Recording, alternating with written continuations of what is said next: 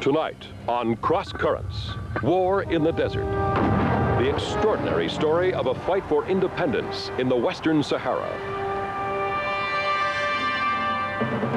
The Polisario and the Moroccans do battle in one of the bleakest and most desolate landscapes in the world. Cross Currents with Jim Carney. It is eerily silent, a wasteland, miles of rock and gravel, broken only by the occasional escarpment or dried-up riverbed. Its coastline is mostly precipitous cliffs and treacherous sandbars. Temperatures soar to more than 50 degrees Celsius during the day and plunge to near freezing at night. It's described as one of the world's most inhospitable places. The people who live in the Western Sahara are descendants of the Moors, an interracial mixture of Berber, Bedouin, and black. Since biblical times, they have been long-range camel-herding nomads in a land where the slightest error in judgment could result in death. The men called themselves sons of the clouds. For the past 30 years, these people, and there have never been more than perhaps 200,000 of them, have been struggling for independence. For the past 15 years, it has been a war, a little-known, rather strange war, but nonetheless bitter and bloody, between the Polisario, representing the people of the Western Sahara, the Sahrawi, and primarily the Kingdom of Morocco. The film tonight, War in the Desert, provides a rare glimpse into a struggle which may go down in history as the last major war of liberation in this century. A century marked by the total breakup of all of the huge colonial empires established by the European powers over the preceding 3 centuries, and the emergence of more than 100 independent sovereign nations. The Sahrawi were, for some 2,000 years, the very epitome of freedom and independence. They lived in small groups, highly mobile, with no overarching political structures. In 1884, when the European powers sat down in Paris to carve up Africa, Spain held a pretty weak hand. But by virtue of her control of the Canary Islands with its rich fisheries, the adjacent mainland area was declared a Spanish protectorate. Meanwhile, the French occupied the region to the south, now Mauritania, to the east, now Algeria and Mali, and to the north, Morocco. The legend of the French Foreign Legion was born. In the 1960s, as the wave of independence and the winds of change swept through Africa, Spain came under increasing international pressure to release her few African territories, while both Morocco and Mauritania were proclaiming their historic rights to the Spanish Sahara. The question, obviously, is why? Why the interest in this barren stretch of wasteland? Well, it's partly to do with resources, most notably phosphates. A survey in 1962 reported some 10 billion tons of phosphate in the region, with 1.7 billion tons of proven reserves at a place called Boukra. Spain set up a company, Boukra, and the Spanish Sahara became the world's second biggest exporter of phosphate, second only to Morocco. There is also iron ore in the territory and possibly oil. Offshore, there are rich fishing grounds and possibly more oil. In 1975, Spain reluctantly ceded Spanish Sahara to Morocco and Mauritania. By early 1976, Morocco occupied the northern 2/3 of the territory and Mauritania the southern third. About 3 years earlier, the Polisario, the Popular Front for the Liberation of Saguia, El Hamra, and Rio de Oro, was born out of the activities of a group of Sahrawi university students in Rabat, Morocco. They were young, bright, idealistic, and radical. They started with small guerrilla raids against Spanish military outposts, using hand-me-down rifles and whatever they could capture. By 1975, they were a strong national force with huge popular support. By 1979, they had forced Mauritania to surrender, and were driving the Moroccans back. During this period, tens of thousands of people, mostly women and children, fled into Algeria. Then, the Moroccans began building the wall. The wall now extends some 1,500 kilometers, more or less along the Western Sahara's eastern border. Morocco controls everything west of the wall, about 80% of the country. The Sahrawi have been backed into Algeria and Mauritania. The Moroccans claim that the real Sahrawi are still living west of the wall, and that the people in the refugee camps are Algerians and other riffraff. The Polisario maintains that the people living west of the wall in the Moroccan zone are Moroccans. Since the days of the League of Nations, there has been fundamental agreement among nations that all peoples have the right of self-determination, and that territories acquired by force are illegitimately acquired. In 1966, a UN resolution called for a referendum in the Western Sahara to allow the people to express their preference, independence, or union with Morocco. The referendum has never been held, but a UN mission to the Western Sahara in 1975 reported that the people clearly wanted independence and that the Polisario had widespread public support. Also in 1975, the International Court of Justice ruled that neither Morocco nor Mauritania had any historic or legal claim to Western Sahara, and that the principle of self-determination should prevail. The problem now is, if there were a referendum, who would vote? Who are the people of the Western Sahara? Are they inside the wall or outside the wall? These are the kinds of questions that could delay a settlement for a long time, perhaps another generation for the sons of the clouds.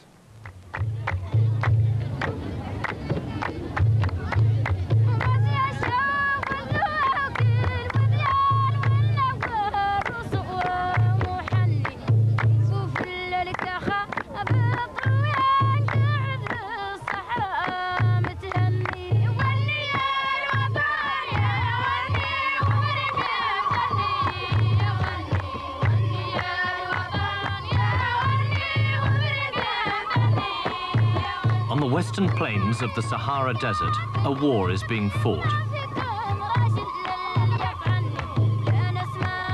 It has been going on for 13 years, an unknown war. People are fighting and dying for a country which has never existed, the Sahrawi Arab Democratic Republic. This is its capital. 165,000 Sahrawis, mostly women and children, now live in a city of tents, refugees in the desert. The men are at the front, fighting the Moroccan army. The Sahrawi Arab Democratic Republic is a state without a territory. Its citizens wait to return to it from exile in camps in the southwest tip of Algeria. The country they fled from and fight for now is better known as Western Sahara, a former Spanish colony on the west coast of Africa, close to the Canary Islands. When Spain pulled out in 1975, Morocco enforced its claim to the territory and marched in.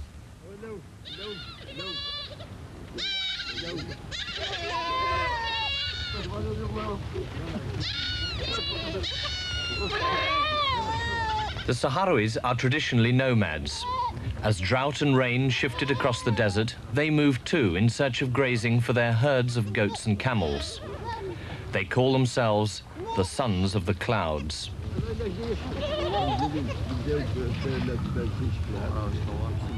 They never thought of themselves as belonging to a nation. They were members of families, clans and tribes.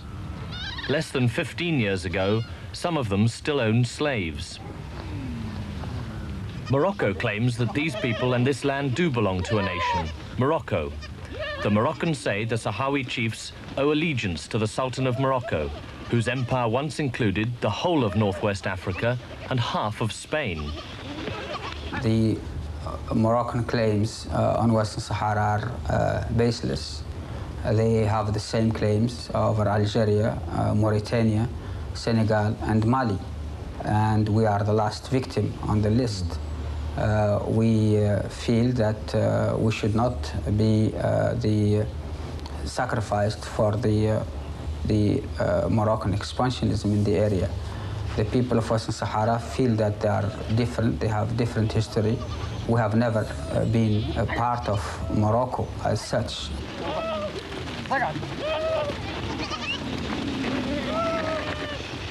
For nearly 100 years, Western Sahara was a Spanish colony.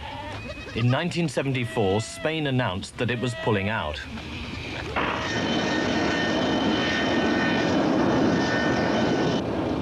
The following year, a United Nations mission arrived in Western Sahara to organize a referendum.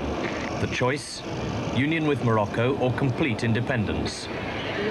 The mission was met by demonstrations demanding self-rule and said in its report, the majority of the population within the Spanish Sahara was manifestly in favor of independence.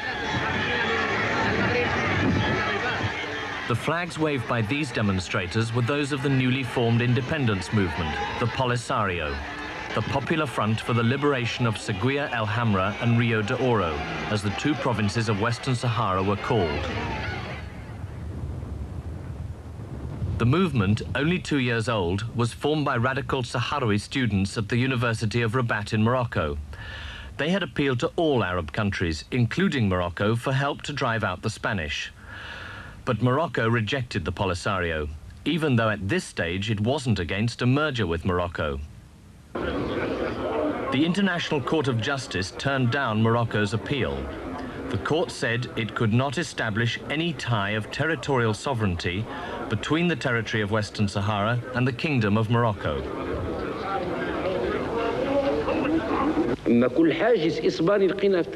In response, King Hassan of Morocco called upon his people to reclaim the nation's lost provinces by simply walking into them. More than 350,000 Moroccan volunteers, 4 times the population of Western Sahara, swept over the border chanting, "God is great and the Sahara is Moroccan." It was called the Green March. It was a brilliant political move. It unified Moroccans, and Spain capitulated to the Moroccan claim. While the world's attention was caught by the Green March, the Moroccan army crossed the border and took over the towns.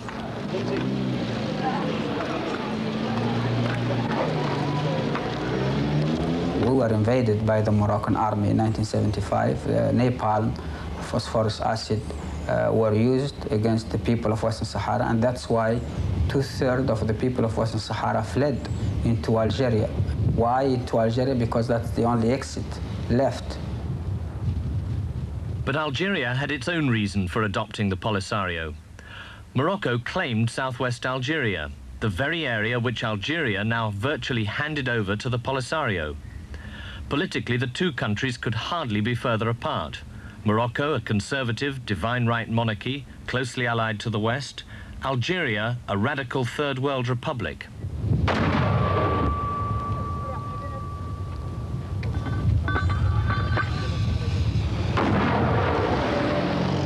Algerian-supplied weaponry and training turned the Polisario guerrillas into a conventional army. With Russian-made tanks and artillery, Polisario counterattacked the Moroccans.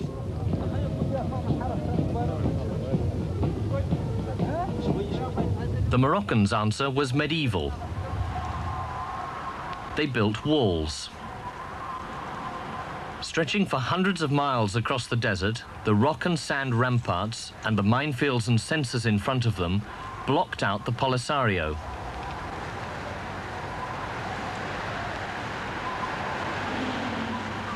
Successive walls have pushed the Polisario further and further east. The newest, which the Moroccans refused to show us, runs for more than 1,000 miles, confining the Polisario to a narrow strip of land between the wall and the border. It is manned by 150,000 Moroccan soldiers. What has really changed the military situation in the Sahara is the building of the sand wall.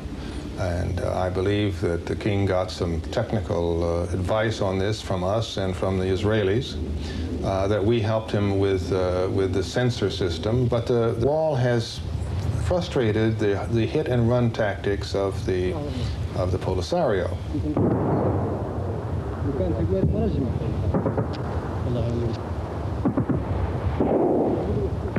The wall is an easy target for Polisario mortars fired from a concealed valley. Moroccan gunners are quick to respond.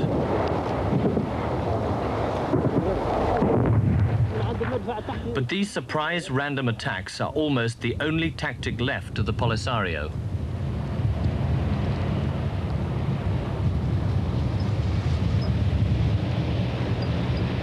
Constantly wary of air attack, they speed across the desert in Land Rovers, patrolling the thin strip of Western Sahara the Moroccans have left them. They call it the liberated zone. Cluster bomb casings are a reminder that the Moroccans control the skies. This one hadn't exploded.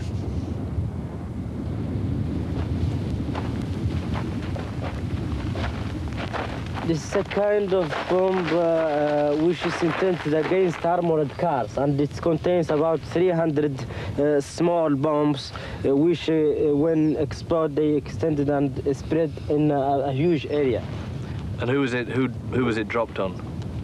مقصود فين بين المدنيين في هذا القرار اللي إذا هو شاف لهم شيء من They الحيوانات. bombarded civilians who were living in this area, and they saw their camels and their goat here, and they bombarded their tent. Nearby, a nomad family lived in fear of the Moroccan plains. I never saw them here, but their planes came here. What do you do when the planes come? نستعدلوا لجات طيران. نسدوا ركيزة الخيمة نسدوا ركيزة ونهربوا نقيسوا الغابة. We put down the tents and we go to hide. And can you still visit the whole of the area which you used to visit? بينا مقلوعة منا أموال هذه كاردنا غير انقطعت منا. Yes, this ولا is... زينا قاعدين نجبها وشارها ولا مشى منا رقاش هوك خايف. Yes, this is our land where we used to live, but now we can't go there because the enemy is there and we fear the enemy. What do you think the enemy will do to you? شو تظنوا ايش راح يعدل لكم العدو اللي راكم؟ لا يقتلنا يذبحنا ويفرغنا kill us. ويقتل عليه ويقتل هذا ويذبحنا ويذبحنا. Our children.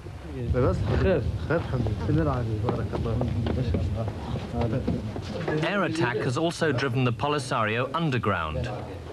To maintain their credibility as a government with territory, they claim to administer the liberated zone from these bunkers.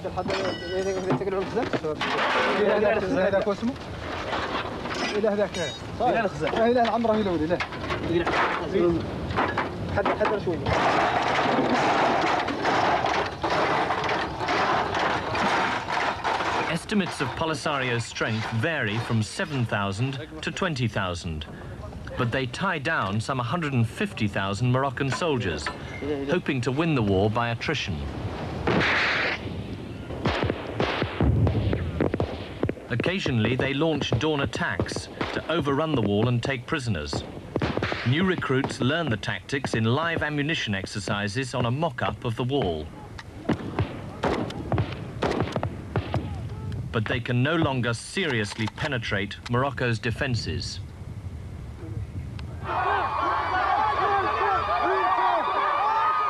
If Morocco has steadily gained on the military front, it is the Polisario which has achieved diplomatic success.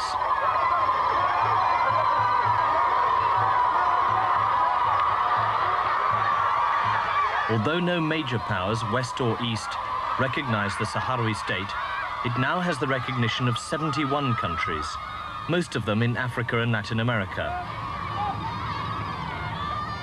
No one, not even King Hassan's closest allies, recognize Morocco's right to the territory.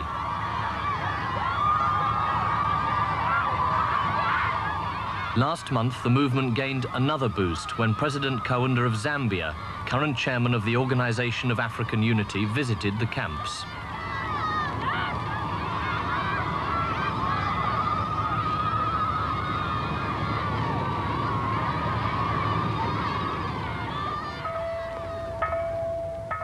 The Polisario has also convinced many outsiders that it has created a model society in the huge camps that stretch across the desert, like scenes from the Crusades.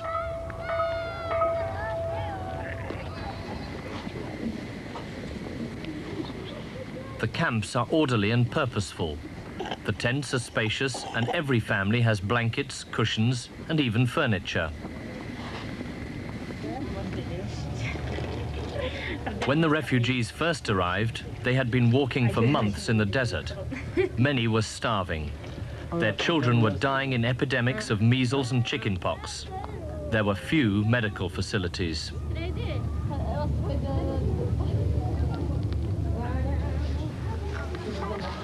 Now there are 3 150-bed hospitals, adequate if basic, and a more comprehensive vaccination program than in most other African countries.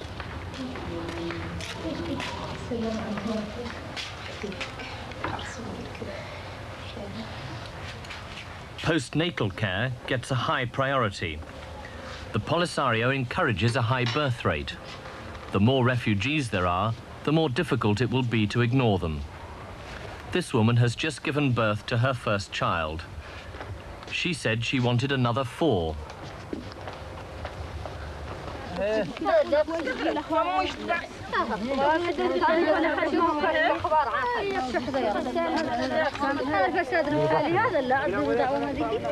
Water lies only a few feet below the surface in many parts of the desert. A little brackish, but good enough to grow lush vegetable gardens.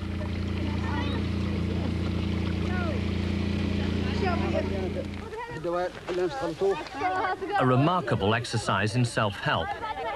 But these vegetables are almost the only things the refugees can produce. They rely on the Algerians for all their shelter, food and clothing. Are you completely dependent on Algeria? لا أبدا نحن لأنفسنا. We are dependent for ourselves. الجزائر تقف منا موقف مشرف، موقف محترم، يعني تقف إلى جانب حق شعبنا في تقرير مصيره واستقلاله ومع الاختيار الحر للشعب الصحراوي. الشعب الصحراوي اختار النضال، اختار الكفاح، فهي تختار للشعب الصحراوي ما يختار، ولكن ليست لأنها يعني علاقات أنه مرتبطين ارتباط متميز بالجزائر أكثر من ارتباطنا بأي جهة أخرى. How much do they give you each year? Can you put a figure on it?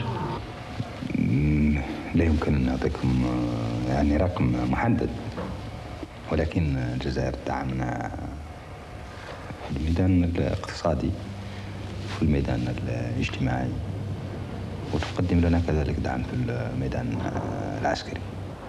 The Algerian government refused to be interviewed about its role.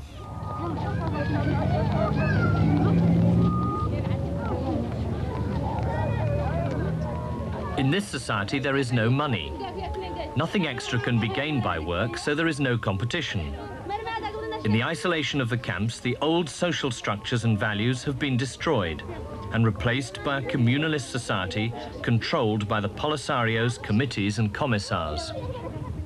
The ties of kinship and the old men who would once have been undisputed leaders of society have been replaced by loyalty to the Polisario and unity in the name of a nation which has never existed, except in their minds.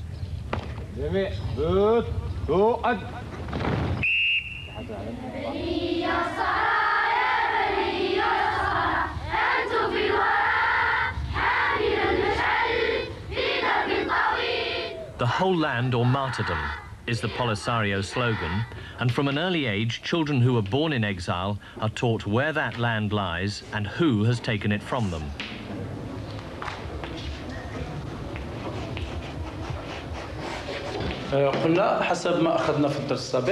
Meanwhile, under the gaze of King Hassan, children in occupied Western Sahara are taught that there is no boundary between Western Sahara and the rest of Morocco. Even the disputed boundary with Algeria is left off Moroccan maps.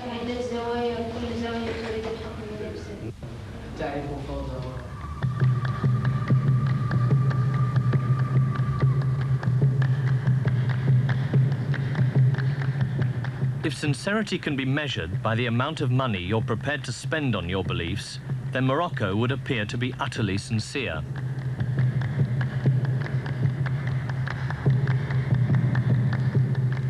In El Ayoun, the capital of Western Sahara, Morocco has spent nearly £600 million since 1976.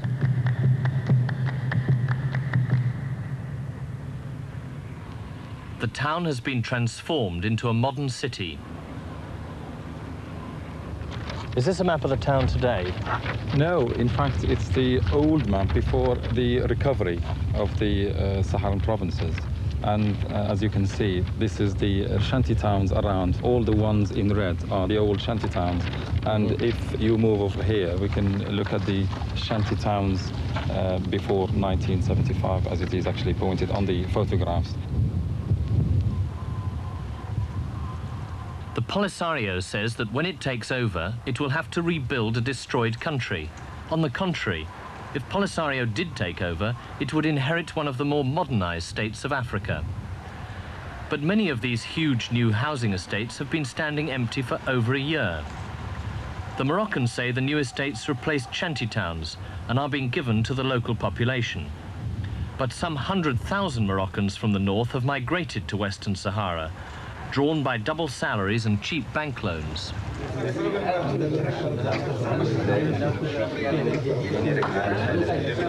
Traditional Sahrawi elders in the capital still hold sway under Moroccan rule, and with Moroccan salaries. They say the vast majority of Sahrawis live happily in the territory and consider themselves Moroccan. مجموعة ديال المواطنين والحقيقة اللي هي لا تقبل الطعنة على أن البوليساريو لا وجود له هنا إلا في قلوب ذوك اللي حركوه وخلقوه. خلقته حقيقة بعض من الإدارة الإسبانية وخلقوه الجزائريين عداء في الوحدة المغربية. أما نحن السكان الأصليين نحن أبناء المنطقة منذ أن عرفنا التاريخ إلى يومنا هذا ونحن مغرب.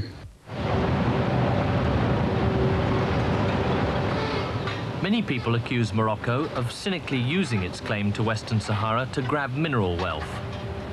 This phosphate mine at Bukra, developed under Spanish rule, looked a rich prize when Morocco took over.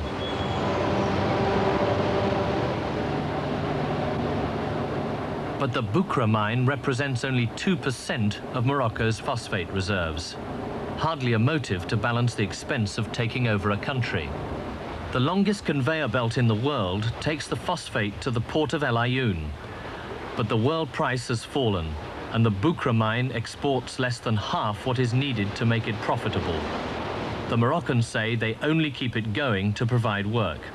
It frequently lies idle.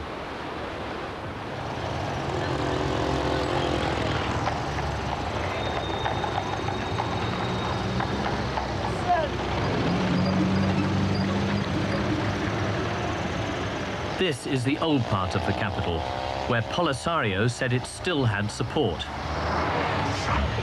Do you feel you're a Moroccan or a Sahrawi? قال لك واش انت يا مغربي ولا صحراوي؟ مغربي. Moroccan. Do you know anyone who ran away from Laayoune in 1975 or 1976? شي حد اللي هرب من العيون ومشى للجزائر في 1975. You don't know anyone at all who ran away at that time? شي حد اللي مشاو من الجزائر. Okay.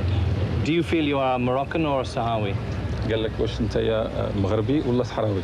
لا مغربي. He's Moroccan. No. Does he know anyone who left Laayoune in 1975 or 1976? تعرف شي حد اللي مشى للجزائر في 1975؟ لا. ما تعرف شي حد اللي مشى لديك الجهة؟ No one we interviewed admitted to knowing anyone who'd fled, which is odd considering even the Moroccans admit some 10,000 Sahrawis left. The reason for their reticence may be this list of Sahrawis the Polisario says have been arrested by the Moroccans and have disappeared.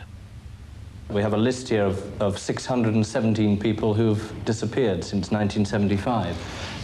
What do you say to that? I don't know. We'll give you this. This is from the Sahari Red Crescent. Yeah, but who took these people?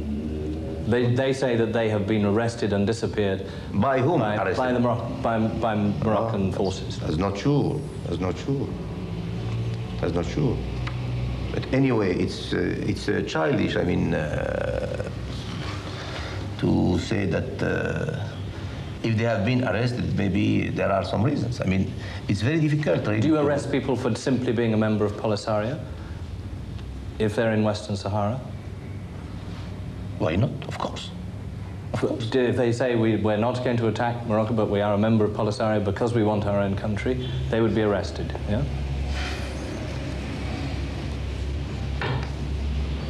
Right, it's a very simple question. I mean...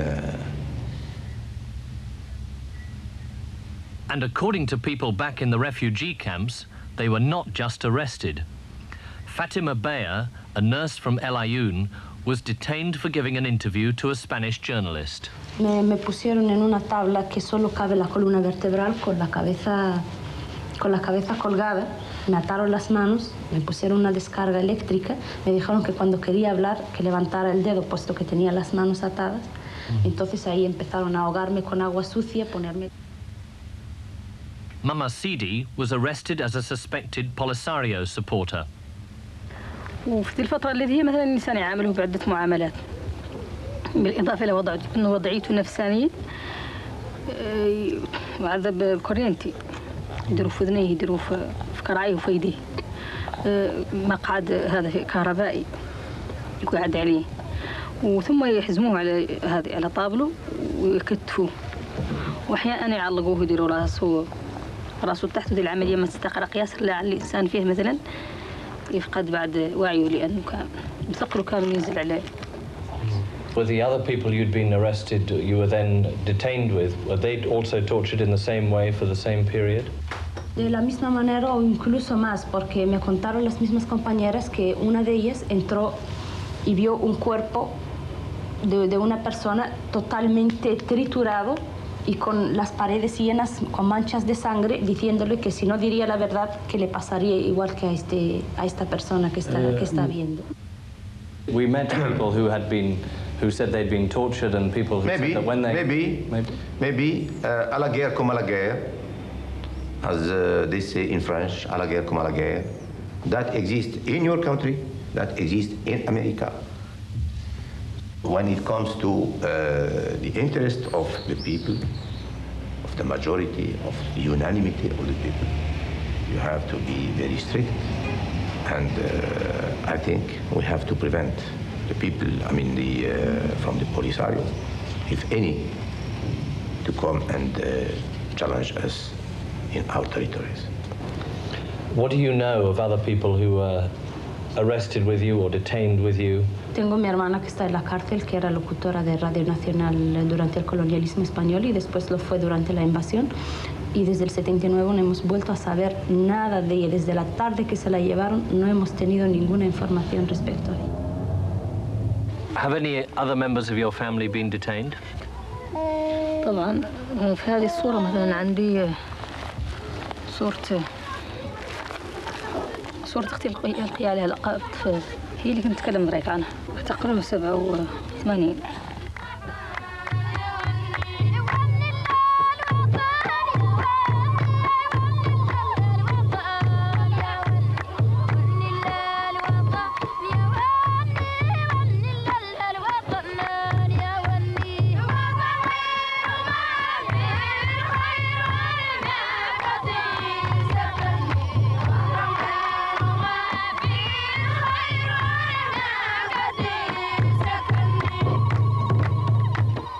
Sahrawi women sing of their lost homeland.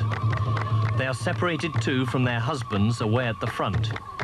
If their men don't return, these women won't know if they've been killed or captured. The Red Cross have not seen Polisario prisoners for 10 years. The Moroccans wouldn't allow us to see them either.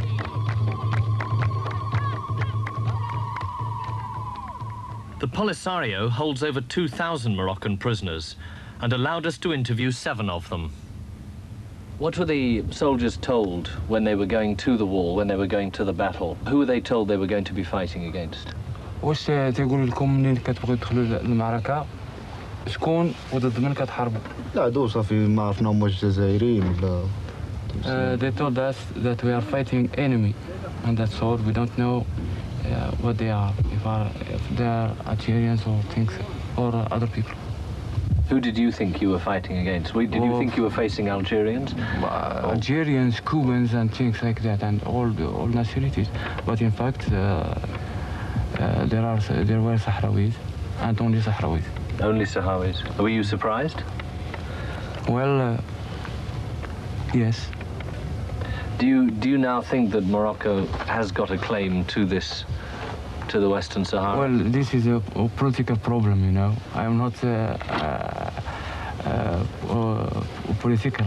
I don't put myself in things I can't answer, you know. Anyway, there are Sahrawis, they are fighting for their freedom, and this is their right.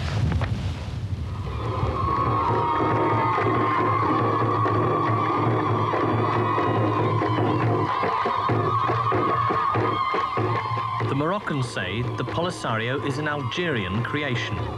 They say its leadership is not even Sahrawi. They claim the camps are filled with drought victims from all over the region, and only a few Sahrawis abducted by the Algerians during the fighting in 1976.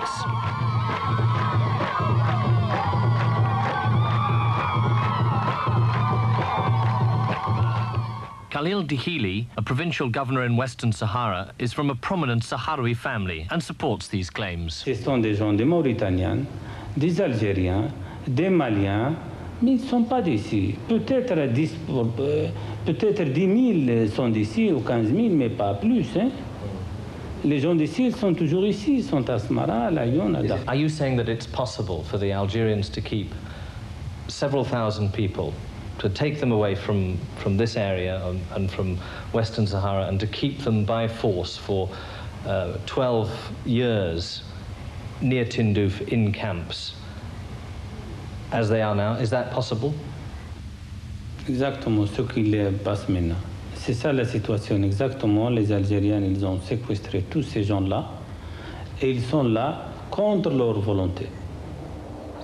Polisario defectors from the camps support the Moroccan claims.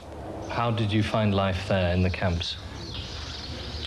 الحياة في المخيمات يعني كاين الريبرسيون بزاف يعني بنادم كيولي تما بحال شي ماشين فهمت يعني اي حاجه بغيت ديرها خاصك يعني تكون جايه من اللي كيحكم عليك فهمت حتى الا بغيت تخرج خاصك تقول هذاك اللي خرج يعني واحد الكونترول ستريكت. من الناحيه الجسمانيه يعني العذاب الى اقصى درجه.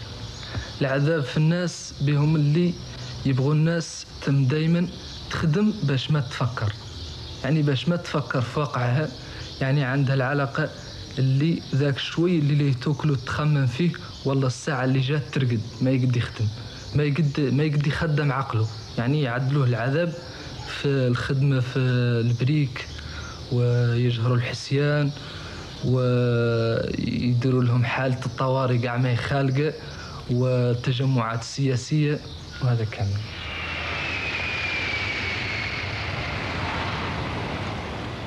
In Washington, the suggestion that the Polisario is a repressive leftist movement manipulated by Algeria is echoed by Morocco's friends. I believe that the Western Saharan people, the vast majority of them, want to stay within the sovereignty of Morocco. And I think for the Polisario to take that part of the country by force would be a definite threat, not only to the United States, but to the free world, against the spread of international communism throughout the world and state-sponsored terrorism throughout the world. So that I believe that the United States should do everything that we can to assist King Hassan and the Moroccan people in maintaining that as a sovereign part of their country. كل هذه التهم، كل هذه التلفيقات، كل هذه التزويرات نحن تعرضنا لها من طرف النظام المغربي، وخاصة أنه حقيقة نعترف أنه عنده وسائل دعائية وعلاقات عبر العالم أوسع من التي هي عندنا. ولكن لا احنا شيوعيين، لا احنا إرهابيين، نحن حركة تحرير وطنية نمثل طموحات شعبنا في الحرية والاستقلال، لا نعادي أي كان، ونريد علاقات ممتازة ومتميزة مع كل شعوب ودول العالم. شروطنا الوحيدة هي اعترافنا بسيادتنا الوطنية وعدم التدخل في شؤوننا الداخلية. Close ties between Morocco and the United States go back a long way. Displayed in the Congress building in Washington is a letter from the Sultan to George Washington, dated 1787, pledging peace and friendship. Morocco is arguably the first state to recognize the United States. It has been one of our oldest friends, and we've long enjoyed friendly relations with that country. The king has made it clear, he made it clear at the time I was ambassador there in 1979, that the price of continued Moroccan friendship was going to be a certain amount of support for the Moroccan position in the Sahara. The Moroccans employ Washington lobbyists to put their case. Good morning, Dennis. Good morning, Congressman. How are you? Glad to see you. How you doing? Congressman, I've got to go talk with some folks on the Defense Appropriations Subcommittee, and I wondered if you could give me your impressions when you were down in the Western Sahara. Yeah, I really was impressed with the Army. I was really impressed with the morale and really impressed with the maintenance. Basically, you have the Russian-sponsored Polisario out of Algeria, and I would think on the committee that, you know, the guys that are usually favor the good guys against the communists would be Martha. The job of a Washington lobbyist is to cultivate influential congressmen on behalf of his client. Morocco has been exceptionally successful and avoided the foreign aid cuts. America now provides about $150 million a year to Morocco. Fitting it in the context of overall relations with Morocco, you think we're going to have any problem with keeping the aid levels up? I really don't. There'll be some of the more liberal members that sympathize with the Polisario, but I think that by far the heavy vote will be on the side of the king. Congressman, thanks again. I'm going to get... Other countries also provide Morocco with money and guns. According to diplomats in Rabat, France, America and Saudi Arabia between them replace free every bullet fired in the war against the Polisario. The American weapons provided to Morocco at concessionary rates are supposed to be only used to defend the recognized borders of Morocco. But Washington turns a blind eye when they're used against Polisario in Western Sahara. President Kaunda is now undertaking a peace mission to try to work towards the referendum which should have been held in 1975. I have come from Algiers, where I went after Morocco, Marrakesh, where I met King Hassan. I met President Chadli this morning. Now I'm meeting President Aziz to report on my mission. Did King Hassan give you any grounds for hope? Well, I can't comment on that one at the moment. All right, thank you very much indeed. It's okay.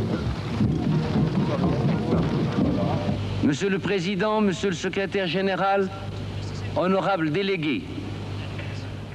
In 1983, King Hassan told the United Nations that Morocco had agreed to a referendum. This is now the official position of both sides, but they have very different ideas about how it should be held.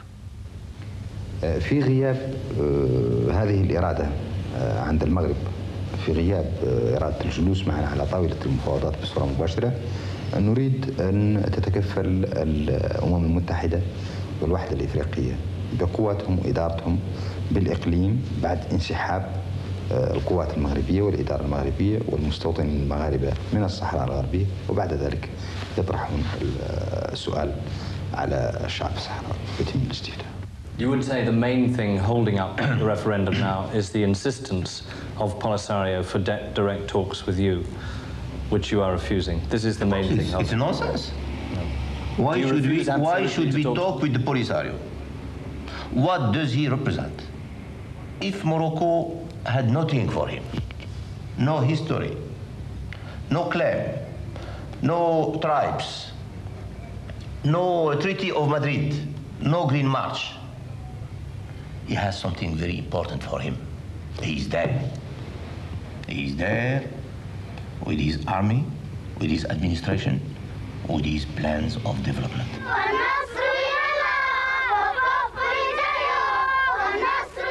Even if a referendum were held and the refugees came home, could one nation be created from the children of the Polisario and Sahrawis who feel Moroccan?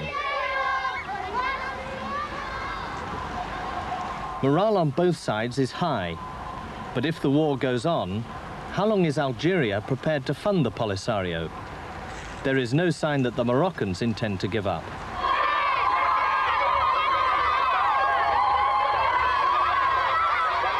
The Western Sahara remains the battleground of a wider conflict between Algeria and Morocco. And although they restored diplomatic links this week, the Polisario is just as likely to ignite that conflict. Then the world may suddenly become all too familiar with this small, unknown war.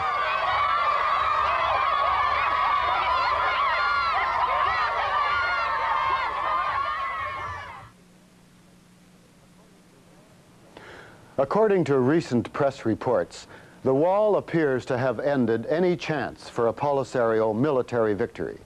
The United Nations continues to attempt a settlement through a referendum and recently appointed a senior diplomat to head another mission to Morocco. Many observers doubt that a referendum will ever be held. Meanwhile, there are reported to be 165,000 Sahrawi living in refugee camps in western Algeria. The Polisario army, estimated at between 15,000 and 20,000 men, continue to fight in sudden, savage attacks out of the desert. The northern industrialized countries continue to express their concern, their commitment to the principle of self-determination, and their support of the rights of the Sahrawi people. At the same time, the United States and France continue to provide military assistance to their old North African ally, King Hassan of Morocco, while the Soviet Union provides military supplies and equipment to Algeria for the Polisario. So the world turns. Tonight's program was the last in this cross-current series. We've obtained some of the best documentary films from around the world, films that don't always follow the beaten track, films that provide a window into a real world we don't often see. But it's a world we've made, and we're part of it. I hope you've enjoyed watching this series as much as I've enjoyed digging into these subjects and talking about them. It really has been interesting. If you have any thoughts about the series, things you liked or things you didn't like, we invite you to share them with us. Please drop us a line. And a final reminder about the viewers' guides for the programs in this series. All guides are still available, either individually or in the full set of 10. Thank you for watching. For Cross Currents, I'm Jim Carney. Good night. Viewers' guides for each program in the Cross Currents series are available at a cost of $2 each, or $15 for the full set of 10. You can obtain your guides by writing to The Knowledge Bookstore, Post Office Box 94,000, Richmond, BC, V6Y2A2. If you prefer, you can phone the bookstore at one of these numbers, 660-2190, or toll-free, 1-800-663-9711. And you can charge the order to your Visa or MasterCard. Once again, the cost of these informative guides is $2 each, or $15 for the set of 10. Order yours now.